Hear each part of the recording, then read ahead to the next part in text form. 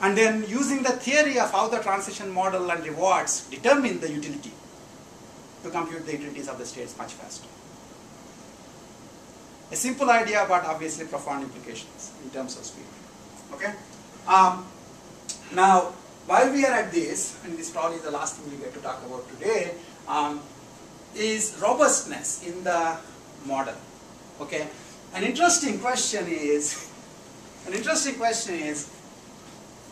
I did 3-3 three times. I mean, I did the actual write in state 3-3 three times.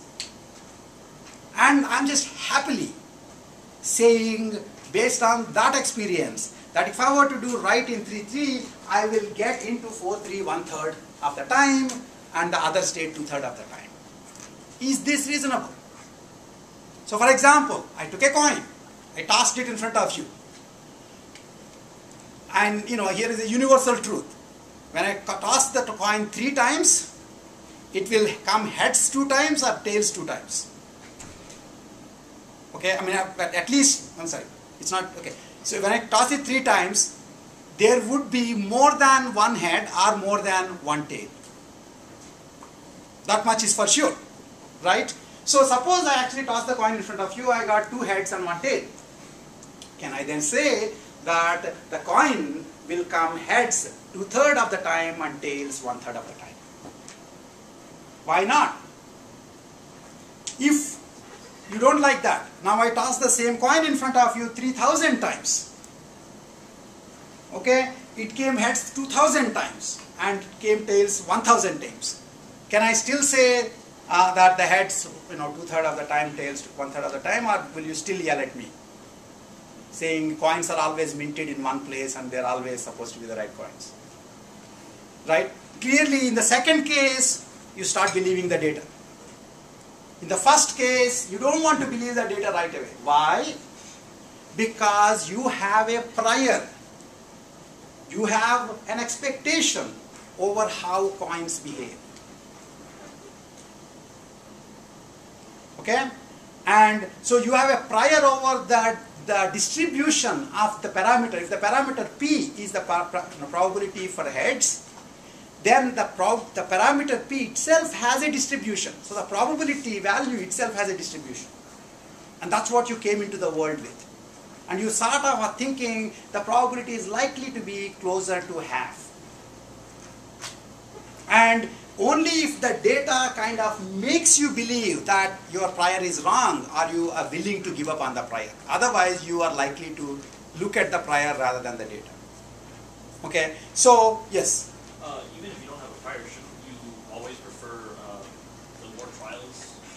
Well, no. What if, no, when the question is not that. My question is not, you never really get to compare 3 trials, 2 heads, 1 tail to 3,000 tails, 2,000 heads, 1,000 tails.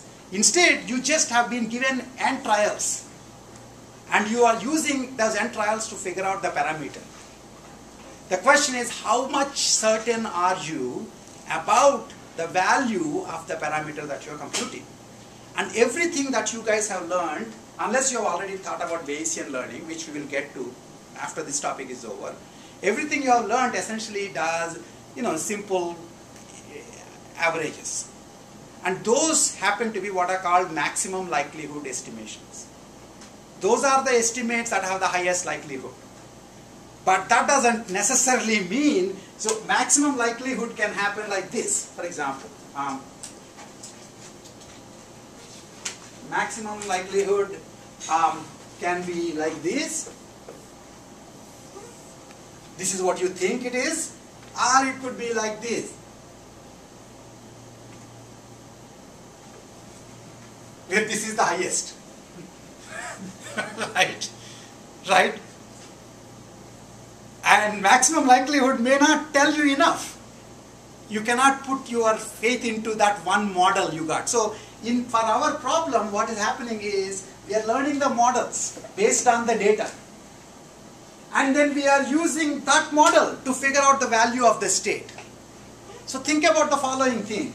During your use of this policy told you when you have a red light, pass through it. You passed through it twice. You went home fast. So, using the ADP, you will learn that passing through red lights is a pretty darn good thing because you seem to be getting to good states by doing that. Now, I understand that if you actually lived with it for another 1,000 days, you would have actually learned, by getting caught one of those days, you would have learned that it has a big negative possibility also. But in general, the question is how fast are you going to jump to the learned model? And how much uncertainty you're going to put to the learned model. And an interesting question is that because you're learning the model and using it as part of the dynamic programming equations, the question is, what if there is uncertainty about the model? And if you have uncertainty about the model, there are like two ways you can actually deal with. One is Bayesian reinforcement learning, where you sort of get into the world having a prior over the models themselves. And if you do have a prior, so think about this, okay? So if I tossed a coin 3 times and it came heads twice and tails once, you would say, I don't really want to say that heads is 2/3, tails is 1/3.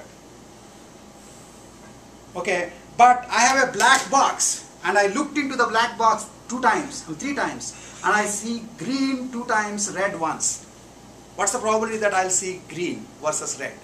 You have no prior. You have no clue what is in the black box. So you think it's reasonable to go with 2/3, 1/3. What else can I say? Do you understand what I'm saying? If you don't have a prior, you can't complain that I'm going with 2/3, 1/3. If you have a prior, you want to complain because this is against the prior.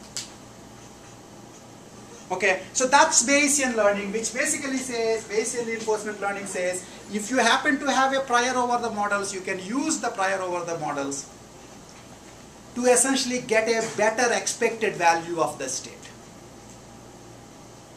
So it's one layer of complexity extra.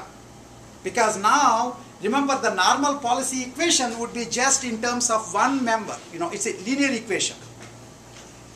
Now you would have to consider over all the models. And for each model there is a different utility. Okay? A different way is a risk-averse solution, which is, you might say, based on my expectation, I think the model would be either model 1 or model 2 or model 3 or model 4. When I say models, basically those are transition probabilities, sets of transition probabilities. If I give you 4 models, then I say this is one of the real world is one of these 4, let's say. Then what can you do?